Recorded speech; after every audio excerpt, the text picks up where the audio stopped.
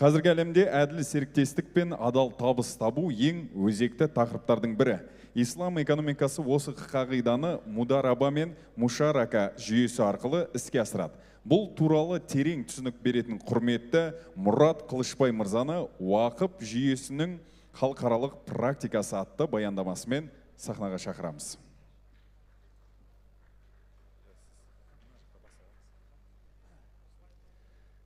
Ассаламу алейкум ва рахматуллахи ва баракатуху, құрметті мұсылман қауым.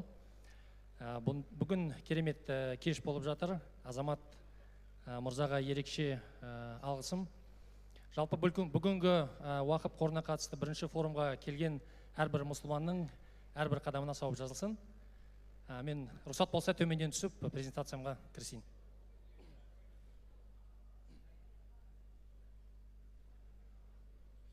Бисмиллахир-рахманир-рахим. Бүгінгі презентацияның тақырыбы жалпы уақып жүйесінің халықаралық практикасы деген тақырыпты алғам. Ал, қазір көрейік.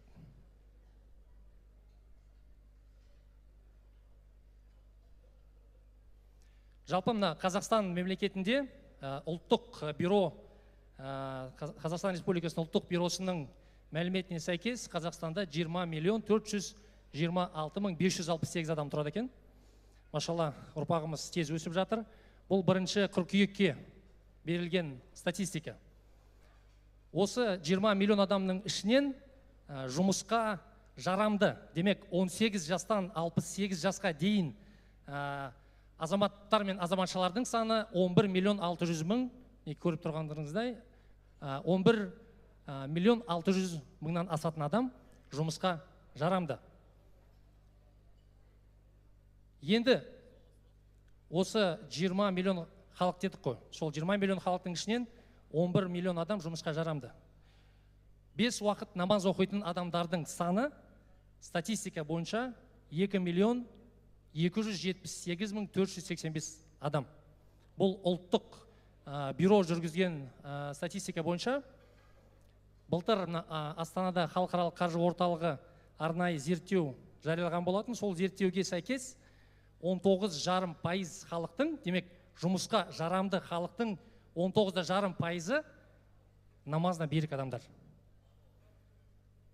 Бұны бәріміз білеміз, сәжде деген приложение бар ғой. Намаз уақытын күнде қараймыз. Сол сәжде приложениесімен бірге бұл статистика расталған. Демек күнделікті сәжде приложениесіне кіріп, намаз уақытын қарайтын адамдардың, уникальный адамдардың саны сол 2 миллион 200 мың адамнан асады.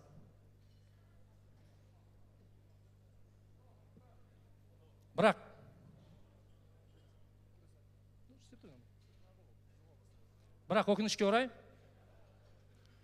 жұмысқа жарамды халықтың 80-нен астам пайызы бейнамаз адамдар деп айтамыз.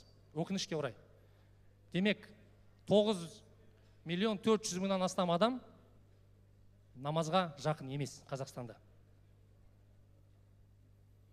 Енді осы 9,5 миллион адамға ислам дінінің сұлулығын, әдемілігін біздер қалай жеткізе аламыз? Маңызды сұрақ, дұрыс қой? Демек, халықтың 80%-нан халыққа біздер исламды қалай жеткіземіз?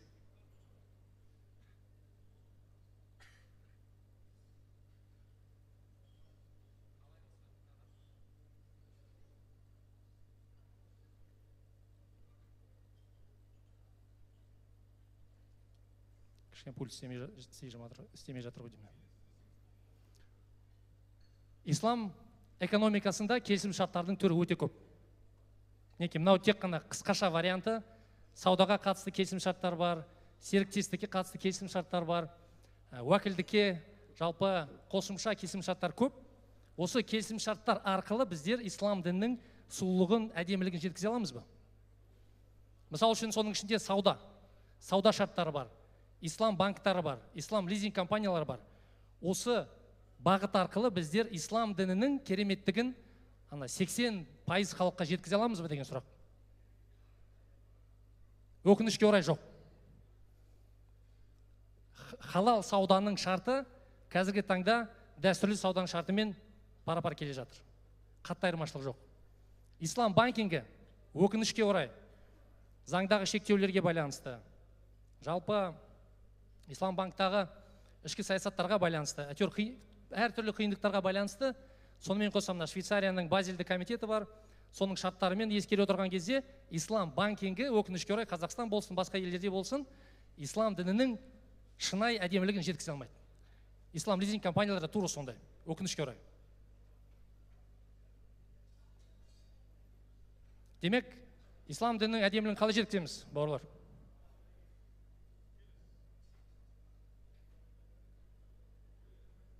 Басып атыр ғой. Негізі, серіктестікке қатысты ислам дінінің ең әдемілігін көрсететін шарттардың бірі бұл мудараба мен мушарака шарттары. Және де әлеуметтік қаржы саласындағы зекет концепциялары мен уақып концепциялары шынайы ислам дінінің әдемілігін исламнан алыс адамдарға жеткізуге болады. Мына ғимаратты бәріміз білеміз. Бәлкім біздің қажыларымыз, бұл VIP қажыларымыз осы ғимаратта көп жатады. Зәмзәм Тауырсы бәріміз білеміз ғой. Осы Зәмзәм Тауырспен уақыптың байланысы қандай, достар?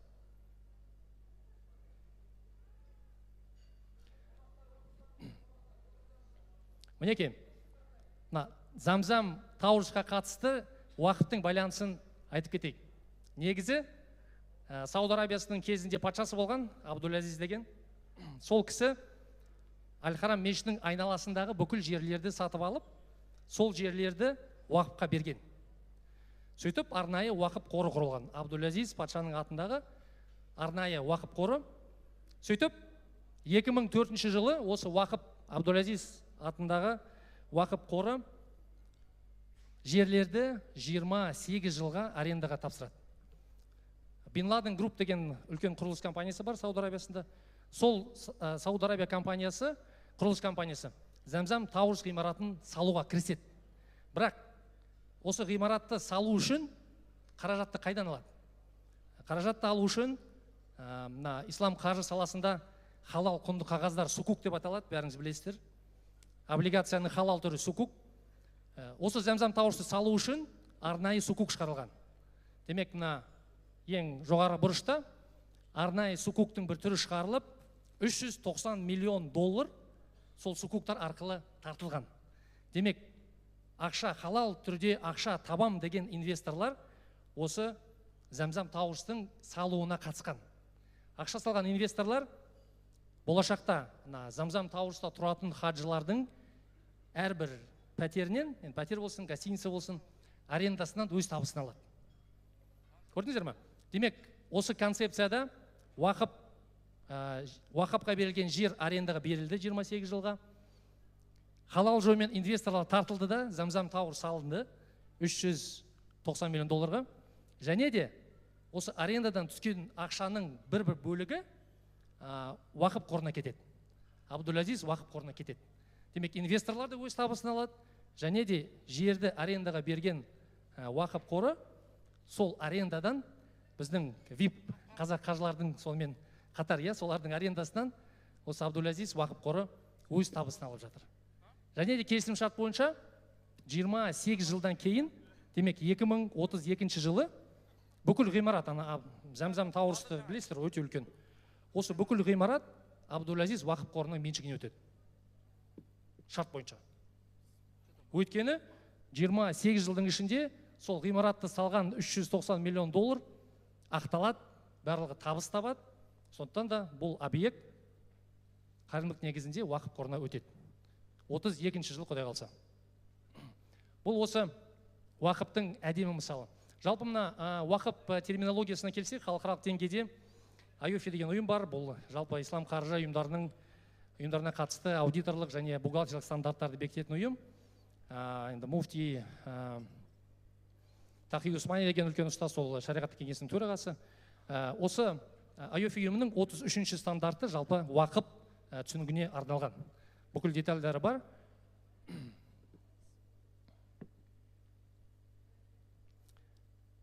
Енді қайталап жоғарыда ұстаздарымыз айтып кетті, жалпы уақыптың не екенін. Бірақ қысқаша түсіну үшін уақып дегеніміз менің меншігім тоқтатылады да, ол меншік Алланың меншігіне өтеді. Және де сол меншіктің пайдалы қасиеттерін белгілі мақсатта, мысалы мен уақып қалдыратын болсам, сол уақыптың мақсаты мен өзім бекітемін. Қай мақсатта болсын, сол мақсатқа сәйкес, бірақ халал мақсат болу керек, міндетті түрде. Сол мақсатқа сәйкес уақып жұмыс жасай береді. Маңызды пункт, 5-ші пункт болып тұр, меніңше, енді садақа жария түсінікті, жаңа жұмыс орындарын құру, мұқтаж адамдарға көмектесу, ол барлығы бар уақып қорында, бірақ тағы да бір функциясы уақып қорының бұл экономикада белгілі бір мәселелерді, проблемаларды шешу уақыптың арқасында. Ол бизнес болуы мүмкін, ауыл шаруашылығын дамыту болуы мүмкін, өндірісті дамыту, тағы басқасы. Жалпы уақыптың түрлері, біз айттық, қайырымдылық уақып бар. Демек, мен бір жерімді қайырымдылыққа беремін, мешіт салу үшін. Отбасылық уақып бар, мысалы үшін мен балаларыма бірдеңке белгілі бір мақсатта уақып қалдырып кету мүмкін. Ортақ уақып, демек, жартысы балаларыма кетеді, жартысы қайырымдылық мақсатта кетеді дегендей. Сондықтан да ортақ мақсатта құрылатын уақыптар бар. Және де адамның өзіне жасаған уақып да болады. Демек, мен өмірде пайдасын көрем, қайтыс болғаннан кейін бүкіл осы уақыптың пайдалы қасиеті белгілі бір қайырымдылық мақсатта кетеді дегендей. Енді уақып мүліктерінің түрлері. Жалпы көп жағдайда бұл жылжымайтын мүлік. Жалпы уақыптың көп кездесетін формасы жылжымайтын мүлік. Көп жағдайда жер мәселесі, үй мәселесі, ғимарат мәселесі уақыпқа беріледі. Екінші бір түрі бұл жылжымалы мүлік. Демек, белгілі бір автобусым бар, мен сол автобусты уақып етіп, мектептің пайдасына уақыпқа тапсырамын сол үшін. Үшінші формасы бұл ақшалай уақып. Демек, ақшамен берем, сол ақшаны өкіл, я болмаса уақып қоры айналдырып, халал жолмен көбейтіп, белгілі мақсатта жұмсайды. Және де, мысалы үшін менде құнды қағаздар болуы мүмкін, сукуктар, я болмаса халал акциялар, мен ол активтерді де уақып мақсатында беруме болады.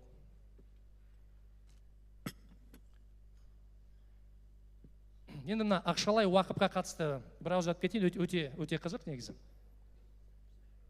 Ақшалай уақыптың жұмыс істеу механизмі қандай? Ақшалай уақып механизмінде үш жақ бар. Біріншісі бұл уақыпты құрушы, демек уақыпты қалдырушы, оны уақиф дейміз. Екінші жақ бұл сенімді қор, демек уақып қоры болсын, я болмаса сенімді өкіл, оны мутауали дейміз. Және де үшінші бұл осы уақыптың пайдалы қасиеттерін көретін бенефициарлар. Ақшалай уақып өз жолында екіге бөлінеді, тікелей ақша уақыбы және де тікелей емес. Енді ағылшын тілінен direct уақыф, indirect уақыф деп аталады. Өзімше қазақша аударғаным тікелей және тікелей емес деп аудардым енді. Енді қалай жұмыс істейтініне көшсек, мына тікелей ақшалай уақыф механизмі, мысалы үшін белгілі бір жеке тұлғалар, компаниялар, я болмаса қаржы институттары уақыф қорына ақша бөледі. Уақыф қоры өзінің уақыф қалдырған уақифтердің сұрауына сәйкес белгілі бір мақсатта сол ақшаны жұмсайды. Мысалы үшін қолжетімді үйлерді салу, я болмаса денсаулық сақтау саласында уақып ауруханаларын, клиникасын салу, я болмаса білім беру саласында мектептерді, колледждерді, университеттерді салу дегендей. Жаңа жұмыс орындарын құру, мысалы жұмыссыз жүрген адамдарға қатысты белгілі бір өндірісті бастау арқылы сол жаңа жұмыс орындарды құру. Бұл тікелей ақшалай уақыптың жұмыс істеу механизмі. Енді ең қызығы, мына тікелей емес ақша уақып механизмі қалай жұмыс істейді? Бүкіл келген ақша, уақып қоры болсын, сенімді өкіл болсын, траст болсын, NGO болсын, осы өкілге уақып қорына келген ақша тұрақты күйде, тұрақты түрде жұмыс істеу үшін оны инвестицияға салады. Демек, айналым, мысалы үшін, сары түспен уақып қоры болса, осы бүкіл түскен ақша жасыл халал инвестицияға салынады. Инвестицияның қандай жолдары бар? Мысалы, саудаға салуы мүмкін, мурабаха болуы мүмкін, болмаса сәлем, истисна сияқты халал келісімшарттар арқылы кәсіпке салыну мүмкін. Я болмаса инвестициялық, мысалы, сукуктарға, халал сукуктарға ақша салыну мүмкін. Сөйтіп, бүкіл салынған ақшадан табыс шығады ғой. Белгілі уақыттан кейін табыс шығады, бір жылдан кейін мысалы үшін. сол табыстың енді халықаралық практика бойынша 10% мына уақып қорының шығындарын жабуға жұмсалады. Демек, инвестиция жасау үшін осы уақып қорында маңдай алды мамандар жұмыс істеу керек. Сондықтан да сол инвестицияның дұрыс жолмен салынуын қамтамасыз ететіндей, сондықтан да уақып қорының шығындар бар. Сол шығындарды жабу үшін келген табыстың шамамен 10% сол шығынды жабуға жұмсалады. 20% қайтадан реинвестиция жасалады. Демек, табыс түсті ма, сол табыстың 20% қайтадан реинвестиция жасалады. Қалған 70 табыстың 70% жоғарыда айтқан мақсаттарда жұмсалады.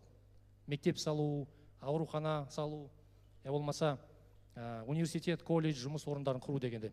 Осы тікелей емес ақшалай уақып моделінде біздер осы бүгінгі форумның тақырыбы сарқылмас сауап қой. Сондықтан да сарқылмас сауаптың сарқылмас версиясы. Өйткені табыс түседі, ол табыс көбейеді, ол табыс қайтадан реинвестиция жасалады. Демек, түскен ақша бір мезетте, я болмаса бір жобаға кетіп қалмайды. Бір ақша түсті ма, ол сол ақша жұмыс жасап, халал жолмен жұмыс жасап көбею арқылы таза табысқа, тек қана сол табысқа түскен ақша уақып мақсатына жұмсалады.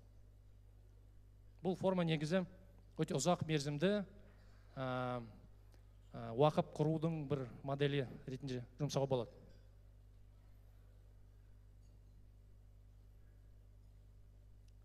Енді корпоративтік уақып қоры бұл дүниежүзіндегі үлкен сәтті практикалардың бірі. Демек, бүкіл ақшаны уақыпқа салатын белгілі бір мықты компания. Я болмаса мықты корпорация. Я болмаса мықты бір холдинг өз жылдық табысынан түскен белгілі бір бөлігін сондай уақып қорына салады. Демек, уақып қорының артында өте мықты кәсіпкер тұр деген сөз ғой, қысқаша айтқанда. Осы холдинг бүкіл қаржыны сол уақып қорына салады. Тура сол жоғарыда айтқандай формулада түскен уақыпқа түскен ақша халал жолмен инвестицияға түседі. Инвестициядан түскен табысты ғана уақып қоры белгілі бір мақсаттарда жұмсайды. Мысал үшін, осы модельмен жұмыс істейтін корпоративтік уақып қорларының сәтті бір мысалы қазір.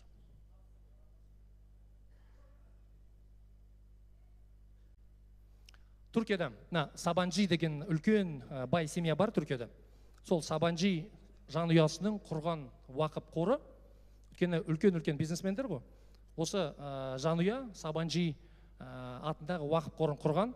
Сол Сабанжи уақып қорына келген ақшаның арқасында, неге қараңыздар, Сабанжи университет салынған, 37 білім беру институты салынған, 20 студенттік жатақхана салынған, 16 мұғалімдер дайындайтын орталық дайындалған, салынған, 5 емхана, аурухана салынған, 4 кітапхана, спортпен айналысатын 5 орталық, 16 мәдени орталықтар, әртүрлі әлеуметтік мақсатта жұмсалады 8 орталық, 30 мыңнан астам грант берілген оқушыларға, және де әртүрлі мыңнан астам марапаттау,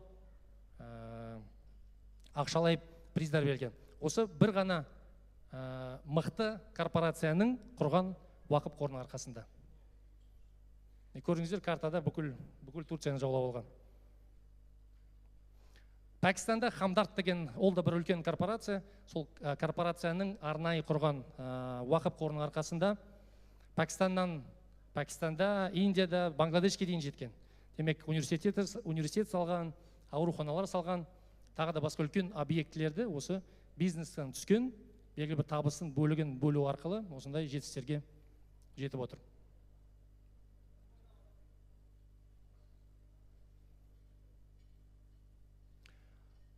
Енді мынандай сұрақ, құрметті қауым, уақып арқылы шағын және де орта бизнесті дамытуға бола ма? Уақып қорының механизмі арқылы. Бұл схемада сары түспен боялған, бұл мысал үшін ислам қаржы бір ұйымы, уақып ретінде жұмыс жасайтын ислам қаржы ұйымы. Сол ислам қаржы ұйымына белгілі бір бағыттан уақып ақшалар келеді. Ол жеке тұлғалары, мемлекет болсын, қаржы институттары болсын, бизнес болсын, бүкіл ақша осы қаржы уақып қорына жиналады. Мысал үшін $1 миллиард жиналды. Осы $1 миллиард инвестицияға салынып, инвестицияның да өзінің түрлері бар. 30% рискі төмен инвестиция, 20% рискі жоғарылау инвестиция, бірақ табыс көбірек деу.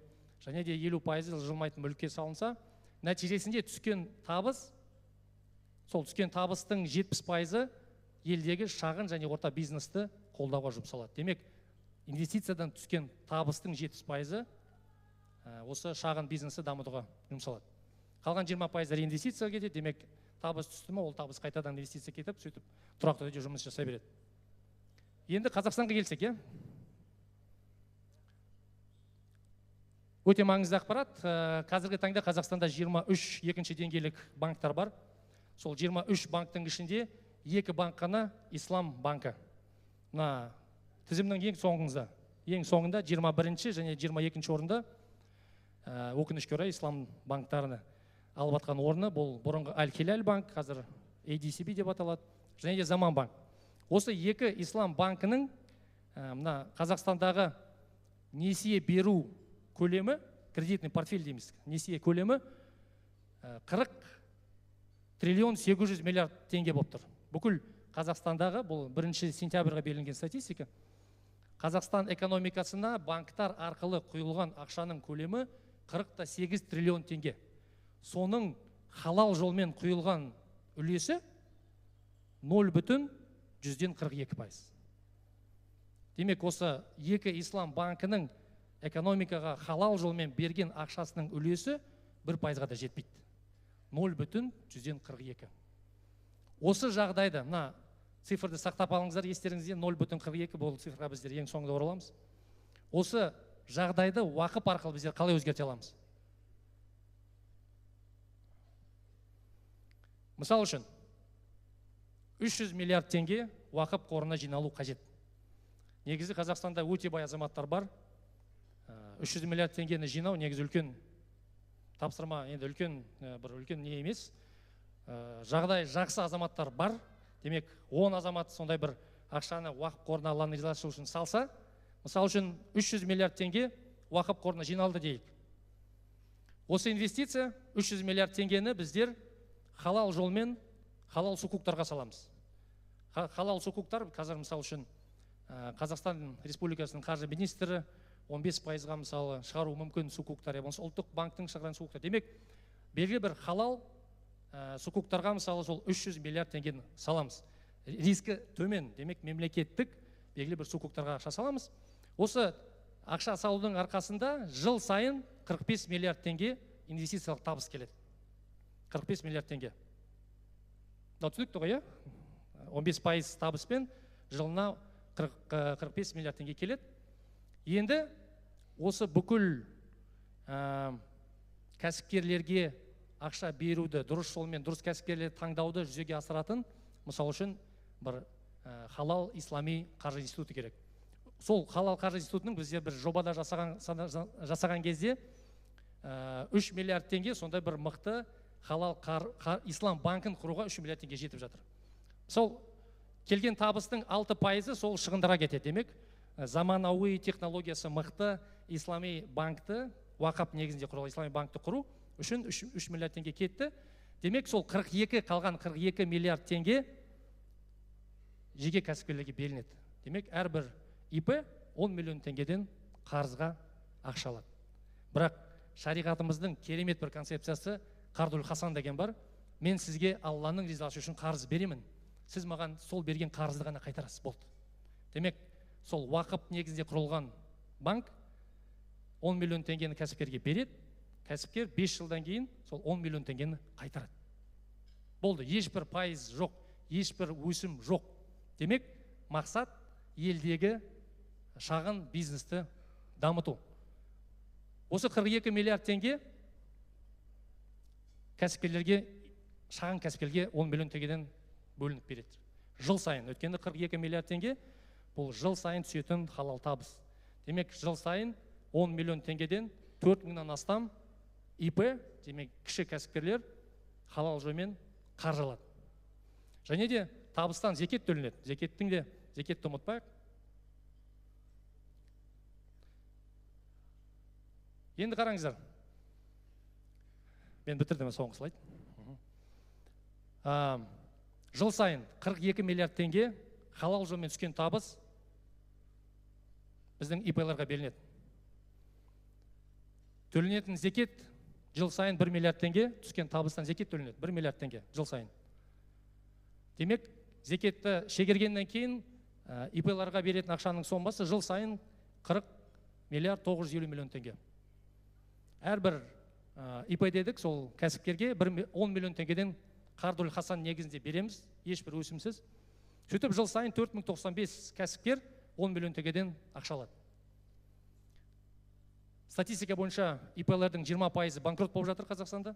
Сондықтан да берген ақшаның 20% қайтып келмейді деп есептейміз. Демек, берген ақшаның 20% банкрот болды, ИП-лар банкрот болды деп, демек берген ақшаның 20% қайтып келмейді, тек қана 80% қайтып келеді. Сөйтіп, мына банкроттардың сомасын шегереміз.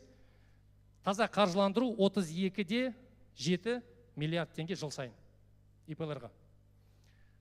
Енді біз айттық басында, әрбір 10 миллион теңгені алған адам 5 жылдың ішінде уақып қорына сол ақшаны қайтару керек.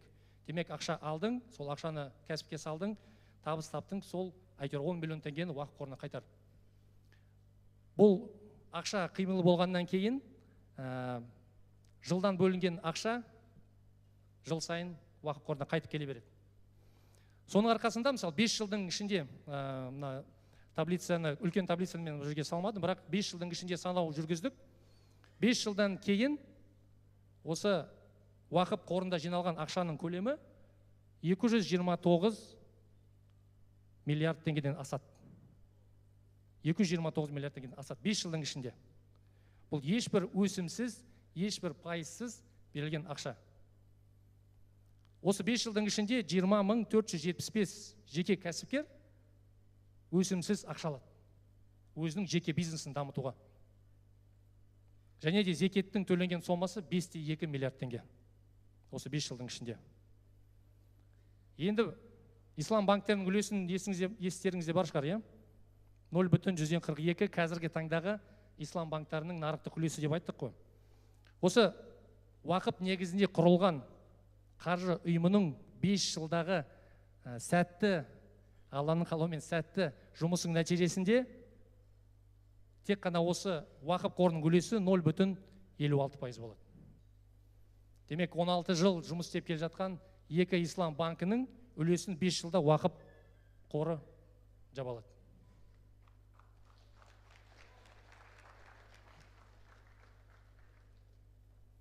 Енді соңғы слайдыма қайтып келейін. Осы 80% Қазақстандағы намазға келе алмай жатқан бауырларымызға исламның сұлулығын, әдемілігін осындай уақып сияқты, зекет сияқты концепциялар арқылы біздер жүректеріне Алланың қалауымен жеткізе аламыз. Рахмет.